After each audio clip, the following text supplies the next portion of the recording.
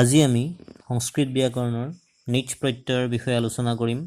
এই প্ৰত্যয়টোনো কেনেদৰে গঠন হয়, ইয়াৰ ৰূপ কেনেকুৱা হয়, সেই বিষয়ে আজি তোমালোকক ক'ম। এতিয়া মই ইয়াত দুটা বাক্য লিখি দিছোঁ, তোমালোকে বাক্য দুটা চোৱা। অধ্যাপকঃ পত্ৰম লিখতি, অধ্যাপকঃ ছাত্ৰেণ পত্ৰম লেখয়তি। ইয়াতে প্ৰথম বাক্যটোত চোৱা, অধ্যাপকঃ পত্ৰম লিখতি অৰ্থাৎ অধ্যাপকজনে পত্ৰ লিখিছে, আৰু দ্বিতীয় বাক্যটোত চোৱা, অধ্যাপকঃ ছাত্ৰেণ পত্ৰম লেখয়তি অধ্যাপকজনে ছাত্ৰৰ দ্বাৰা পত্ৰ লিখাইছে। অৰ্থাৎ এই প্ৰথম বাক্যটোত কি হৈছে, অধ্যাপকজনে নিজেই পত্ৰ লিখিছে, স্বয়ং পত্ৰম লিখতি। কিন্তু দ্বিতীয় বাক্যটোত কি কৰিছে, যে ছাত্ৰই লিখিছে পত্ৰ, কিন্তু অধ্যাপকজনে ছাত্ৰক পত্ৰ লিখিবৰ কাৰণে প্ৰেৰণ কৰিছে, প্ৰেৰণা দিছে। অৰ্থাৎ সেইকাৰণে প্ৰথম বাক্যটোত ক্ৰিয়াপদ হৈছে লিখতি, কিন্তু দ্বিতীয় বাক্যটোত ক্ৰিয়াপদটো লিখতি নহয়, লেখয়তি হৈছে। গতিকে লেখয়তি যিটো ৰূপ আমি পালোঁ, এইটো এটা নতুন ৰূপ। গতিকে এই ৰূপটো হৈছে নিজন্ত, অৰ্থাৎ নিজ প্ৰত্যয় য'ত অন্ত হৈছে সেয়ে হ'ল নিজন্ত। গতিকে লেখয়তি ৰূপটো হ'ল নিজন্ত ৰূপ। গতিকে আৰু ইয়াকে প্ৰেৰণাৰ্থক বাক্য বুলিও কোৱা হয়, প্ৰেৰণাৰ্থক শব্দ বুলি কোৱা হয়। অৰ্থাৎ নিজ প্ৰত্যয়যুক্ত শব্দসমূহ প্ৰেৰণাৰ্থক শব্দ, আৰু বাক্যসমূহ হ'ল প্ৰেৰণাৰ্থক বাক্য। অৰ্থাৎ ইয়াত এজনক কাম এটা কৰিবলৈ বেলেগ এজনে প্ৰেৰণা যোগায়, সেইকাৰণে ইয়াক প্ৰেৰণাৰ্থক বাক্য বুলি কোৱা হয়। এতিয়া তোমালোকক এই নিজ প্ৰত্যয়ৰ সূত্ৰ বা পৰিভাষাটো মই কৈ দিছোঁ, তোমালোকে চোৱা। যেতিয়া কৰ্তাই কোনো এটা কাম নিজে নকৰি আনৰ দ্বাৰা কৰোৱায়, তেতিয়া তেনে বাক্যক প্ৰেৰণাৰ্থক বাক্য বুলি কোৱা হয়। অৰ্থাৎ কৰ্তাই কামটো নিজেই নকৰে, বেলেগ এজনৰ হতুৱাই কৰায়, তেতিয়া সেই বাক্যটোক কি বুলি ক'ব, প্ৰেৰণাৰ্থক বাক্য বুলি ক'ব। আৰু এই প্ৰেৰণাৰ্থক বাক্যৰ ক্ৰিয়াপদৰ ধাতুৰ অন্তত নিজ প্ৰত্যয় হয়। গতিকে আৰু নিজ য'ত অন্ত হয়, নিজ যোগ অন্ত, সেয়ে হ'ল নিজন্ত। এতিয়া নিজ প্ৰত্যয়টো আমি চাওঁ, ইয়াৰ প্ৰত্যয়ৰ ধাতুত যোগ হ'লে প্ৰত্যয়ৰ কোনটো ৰূপ বাকী থাকে। ইয়াতে চোৱা, নিজ প্ৰত্যয়টো তোমালোকে, নিজ প্ৰত্যয় দুটা বৰ্ণ আছে, নত হ্ৰস্ব ইকাৰ আছে, নি। এইটো এটা সংস্কৃতত সূত্ৰ আছে ব্যাকৰণৰ, নমো নিত্যম বুলি। এই সূত্ৰটোৰ সহায়ত অনুনাসিক বৰ্ণ, অৰ্থাৎ নটো ইট হৈছে মানে লোপ পাইছে। গতিকে ন লোপ পোৱাৰ লগে লগে কি থাকিল, ই থাকিল, হ্ৰস্ব ই থাকিল। আৰু চটো হলন্ত হৈ আছে, ব্যঞ্জন আছে, সেইকাৰণে হলন্ত্যম সূত্ৰৰ মতে চটো ইট হৈছে, অৰ্থাৎ চটো লোপ পালে, গতিকে অকল থাকিল ই। নত থকা সেই ন আৰু চ দুইটা ইট হ'ল, ইট মানে লোপ হ'ল, নোহোৱা হ'ল, অকল থাকিল ই। আৰু ইটো কি হ'ল, ইটো গুণ হৈ পেলাই, সন্ধিৰ কিছুমান নিয়ম আছে, গুণ হৈ পেলাই ইটো এ হ'ল, আৰু ঠিক সেইদৰে অয়াদি সন্ধিৰ দ্বাৰা এটো অয় হ'ল। গতিকে নিজ শব্দটো, প্ৰত্যয়টো বিভিন্ন সূত্ৰৰ জৰিয়তে শেষত গৈ পেলাই অয়টো থাকিল। গতিকে এই অয়টোৱেই আমাৰ ধাতুৰ লগত যোগ হয়, নিজ প্ৰত্যয় যোগ হয় ধাতুৰ লগত, আৰু নিজ প্ৰত্যয় যোগ হোৱা মানে নিচৰ সেই অয় যিটো আছে, সেই অয়টোহে ধাতুৰ লগত যোগ হয়। এতিয়া বিভিন্ন ধাতুৰ লগত নিজ প্ৰত্যয় যোগ হ'লে কেনেকুৱা ধৰণৰ ৰূপ হ'ব, কি বৰ্ণ হয়, সেইখিনি আমি দুটামান ইয়াত নিয়ম আছে, মই নিয়মকেইটা কৈ দিছোঁ, তাৰপিছত আমি এইবোৰ কেনেদৰে গঠন হয় তাক চাম। এতিয়া চোৱা, প্ৰথম নিয়মটো, নিজ প্ৰত্যয় সংযোগ কৰিলে ধাতুৰ পিছত, অৰ্থাৎ ধাতুৰ অন্তত থকা হ্ৰস্বই দীৰ্ঘই, হ্ৰস্বও দীৰ্ঘও আৰু ৰিৰ ঠাইত ক্ৰমে ঐ ঔ অৰ হয়, অৰ্থাৎ বৃদ্ধি সংজ্ঞা হয়। অৰ্থাৎ কি কৈছে, যদিহে ধাতুৰ পিছত নিজ প্ৰত্যয় লগ লাগে, তেনেহ'লে ধাতুৰ অন্তত থকা, অৰ্থাৎ সেই ধাতুটোৰ নিৰ্দিষ্ট ধাতুটোৰ অন্তত যদি হ্ৰস্বই বা দীৰ্ঘই থাকে, তেনেহ'লে হ্ৰস্বই আৰু দীৰ্ঘইৰ ঠাইত ঐ হয়, হ্ৰস্ব আৰু দীৰ্ঘৰ ঠাইত ঔ হয়, আৰু ৰি বৰ্ণ যদি থাকে তেনেহ'লে অৰ হয়। কথাটো মই উদাহৰণৰ সৈতে তোমালোকক বুজাই দিম। তাৰ পিছৰ নিয়মটো চোৱা, উপধাত যদি অ ই উ ৰি থাকে, তেন্তে ক্ৰমে আ এ উ আৰু অৰ হয়। উপধা মানে শেষৰ বৰ্ণটোৰ যিটো আগৰ বৰ্ণ, তাত যিটো কাৰ জমা হৈ থাকে, যিটো স্বৰ বৰ্ণ, যি কাৰ অ ই বা এইবিলাক থাকে, অৰ্থাৎ যদি অ থাকে তেনেহ'লে আ হ'ব, ই থাকিলে এ হ'ব, উ থাকিলে ঔ হ'ব, আৰু ৰি যদি থাকে অৰ হ'ব। গতিকে যদি উপধা মানে হৈছে শেষৰ বৰ্ণটোৰ আগৰ বৰ্ণত যিটো স্বৰ যুক্ত হৈ থাকে, সেইটো হ'ল উপধা। অৰ্থাৎ এই চাৰিটা বৰ্ণ স্বৰ যদি লগ লৈ থাকে, তেনেহ'লে ক্ৰমে এইকেইটা বৰ্ণ হ'ব।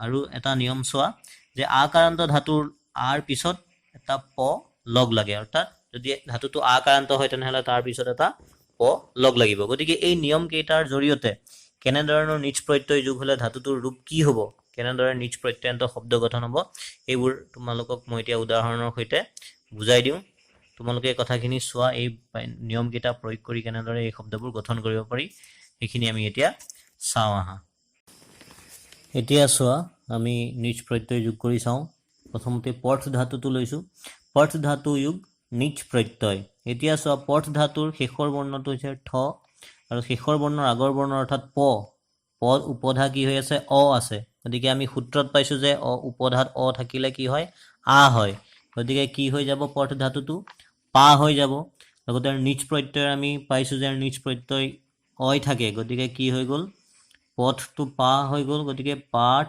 যোগ অই পাঠ হয় আৰু আমি লট লকাৰ ৰূপবিলাক জানো তিতহ অন্তি গতিকে লট লকাৰত প্ৰথম পুৰুষৰে আমি ৰূপকেইটা কৰিম গতিকে কি হৈ গ'ল পাঠয়তি তাৰপিছত চোৱা পচ যোগ নিজ এইটো একেধৰণৰ হ'ব প উপধা আছে অ হ'লে আ হয় আৰু চটো আছেই গতিকে পাচয়তি গতিকে এই ধৰণে ৰূপটো হৈছে তাৰপিছত চোৱা তোমালোকে লিখ ধাতু যোগ নিজ প্ৰত্যয় গতিকে ইয়াতে লিখ ধাতুটোত চোৱা কি আছে হ্ৰস্ব ই আছে গতিকে উপধাত হ্ৰস্ব ই আছে গতিকে হ্ৰস্ব ই থাকিলে কি হয় এ হয় গতিকে কি আহি গ'ল হ্ৰস্ব ইৰ ঠাইত একাৰ আহি গ'ল গতিকে ইৰ ঠাইত এ আহিল অৰ্থাৎ লেখয়তি তাৰপিছৰটো চোৱা দৃশ ধাতু যোগ নিজ প্ৰত্যয় এতিয়া দৃশ ধাতুত দত ৰিকাৰ আছে গতিকে আমি পাইছো যে ৰি থাকিলে কি হয় ৰি থাকিলে অৰ হয় গতিকে দৃশ ধাতুটো উপধা আছে ৰি থাকিলে অৰ হয় গতিকে দৃশটো কি হৈ যাব দৰটো অৰ হৈ যাব দৰ ৰিৰ ঠাইত অৰ হ'ব গতিকে দৰ্শয়তি তাৰপিছত চোৱা তোমালোকে মুদ ধাতু যোগ নিজ প্ৰত্যয় মুদ ধাতুত কি আছে উপধাত উ আছে গতিকে উ থাকিলে কি হৈ যাব ঔকাৰ আহিব গতিকে কি হৈ যাব মত ঔকাৰ আহি যাব মোদয়তি ঠিক সেইদৰে তুদ ধাতু যোগ নিজ প্ৰত্যয় কি হ'ব উৰ ঠাইত ঔকাৰ আহিব তোদয়তি তাৰপিছত চোৱা তোমালোকে ধা ধাতু ধা যোগ নিজ ইয়াতে ধা আছে আমি গম পাইছো যে আ থকা ধাতু কি আহে এটা প আহে গতিকে ইয়াত যিহেতু বেলেগ বৰ্ণ নাই এটাই বৰ্ণ আছে তাতে আকাৰ আছে গতিকে এইটো উপধাৰ ভিতৰত নপৰিব যিহেতু ই আ আছে গতিকে কি হৈ যাব ধাপয়তি এটা প এটা আহিব ধাপয়তি তাৰপিছত চোৱা নি ধাতু যোগ নিজ প্ৰত্যয় গতিকে নি ধাতু আছে ইয়াতো অকল এটা বৰ্ণ আছে নি গতিকে দীৰ্ঘ ই আছে গতিকে দীৰ্ঘ ই থাকিলে আমি কি হয় সূত্ৰটোত পাইছো যে হ্ৰস্ব ই বা দীৰ্ঘ ই থাকিলে ঐ হয় গতিকে এতিয়া চোৱা ইয়াতে অলপ কেনেকৈ সন্ধিৰ নিয়মবিলাক প্ৰয়োগ হৈছে ঐ হয় ঐ হোৱাৰ লগে লগে অৰ্থাৎ দীৰ্ঘ ইৰ ঠাইত ঐ হ'ল আৰু ঐটো ইয়াতে যিহেতু নি আছে গতিকে ন আছে নত ঐকাৰে কি হৈ গ'ল নৈ হ'ল অৰ্থাৎ নৈ মানে ঐকাৰ হ'ল গতিকে ঐকাৰটো আকৌ সন্ধি মতে কি হৈ গ'ল আই হ'ল ঐ আই এনেকুৱা আছে গতিকে আই হ'ল গতিকে আইটো আকৌ ন আছে গতিকে নাই হ'ল আৰু শেষত কি হ'ব নায়য়তি এইটো অকণমান সন্ধিৰ কেইবাটাও নিয়ম যোগ হৈ পেলাই এইদৰে ৰূপ পাইছে গতিকে এইটো হ'বগৈ নায়য়তি গতিকে এইকেইটা আমি উদাহৰণ দুটামান দিছোঁ এতিয়া বাক্যত কেনেদৰে এইসমূহ প্ৰয়োগ হয় আমি এতিয়া চাওঁ আৰু দুটামান উদাহৰণ চোৱা যেনেকৈ দৃশ ধাতুৰ লগত নিজ প্ৰত্যয় হয়তো যেনেকৈ দৰ্শয়তি হৈছে যেনেকৈ কৃষ ধাতু নিজ প্ৰত্যয় এইটো ঠিক ৰিকাৰ আছে আগৰ বৰ্ণটোত গতিকে অৰ আহিব এই কি হ'ব কৰ্ষয়তি ৰুদ ধাতু নিজ প্ৰত্যয় গতিকে উকাৰ আছে গতিকে ও হ'ব ৰোদয়তি তাৰপিছত ক্ৰী ধাতু নিজ প্ৰত্যয় কৃত ৰিকাৰ আছে ইয়াত কি হৈ যাব এটা আ আহিব কাৰয়তি ধৃ ধাতু নিজ প্ৰত্যয় ধাৰয়তি ইয়াতে যেহেতু অকল এটা বৰ্ণ আছে গতিকে এটা বৰ্ণ থাকিলে অৰ্থাৎ অন্তিম বৰ্ণটোৱে সেইটো গতিকে সেইটোৰ ঠাইত অৰ এটা আহিব ৰিৰ ঠাইত অৰ হ'ব সেইকাৰণে ধৰ অৰ্থাৎ আৰু আকাৰটো আহিব গতিকে ধাৰয়তি ঠিক সেইদৰে কাৰয়তি সেইদৰে হৈছে তাৰপিছত চোৱা ৱদ ধাতু নিজ প্ৰত্যয় একেধৰণেৰে অ আছে উপধা গতিকে আ হ'ব ৱাদয়তি আৰু এটা কৃত ধাতু নিজ প্ৰত্যয় এতিয়া কৃত ইয়াত দীৰ্ঘ ই আছে যিহেতু অন্তত থকা হ্ৰস্ব দীৰ্ঘ হ'লেহে নিয়মটো দিছে ইয়াতেতো ক্ৰীডটো দীৰ্ঘ ইকাৰ অন্তত নাই, আগৰ বৰ্ণটোত আছে, আৰু এইটো উপধাৰ নিয়ম, এইটো আমাক দিয়া নাই। গতিকে ইয়াত দীৰ্ঘ ইকাৰৰ পৰিৱৰ্তন নহয়, দীৰ্ঘ ইকাৰেই হ'ব। গতিকে ক্ৰীড ধাতুৰ নিজ প্ৰত্যয় ক্ৰীড়য়তি। গতিকে এনেকুৱা ধৰণৰ বহুত উদাহৰণ তোমালোকে নিজেও এতিয়া গঠন কৰিব পাৰিবা। আমি এতিয়া বাক্য কেনেদৰে প্ৰয়োগ হৈ চাওঁ, তাৰপিছত তোমালোকে আৰু বেলেগকৈ নিজে অভ্যাস কৰিবা। এতিয়া এই প্ৰেৰণাৰ্থক বাক্যসমূহ কেনেদৰে নিৰ্মাণ হয় আমি চাওঁ উদাহৰণৰ সহায়ত। চোৱা, ছাত্ৰাহা পঠন্তি, অৰ্থাৎ ছাত্ৰসকলে পঢ়িছে। ইয়াত কৰ্তা ছাত্ৰ বহুবচনত আছে, সেইকাৰণে পঠন্তি ক্ৰিয়াপদো বহুবচনত হৈছে। এতিয়া নিজ প্ৰত্যয় যোগ হ'লে অৰ্থাৎ প্ৰেৰণাৰ্থক বাক্য কেনেদৰে হ'ব? অধ্যাপকাহা ছাত্ৰান পাঠয়ন্তি। অধ্যাপকাহা, ইয়াত অধ্যাপকটো বহুবচনত দিছোঁ, গতিকে অধ্যাপকাহা কৰ্তা হ'লে পাঠয়ন্তি ক্ৰিয়াপদ অৰ্থাৎ প্ৰেৰণাৰ্থক ক্ৰিয়া, গতিকে পাঠয়ন্তিটো বহুবচনত হৈছে। অধ্যাপকহ হ'লে অধ্যাপকহ ছাত্ৰান পাঠয়তি হ'ব। তেতিয়া ইয়াত যিহেতু অধ্যাপকাহা আছে, গতিকে কৰ্তা অনুসৰি ক্ৰিয়াপদটো হ'ব পাঠয়ন্তি।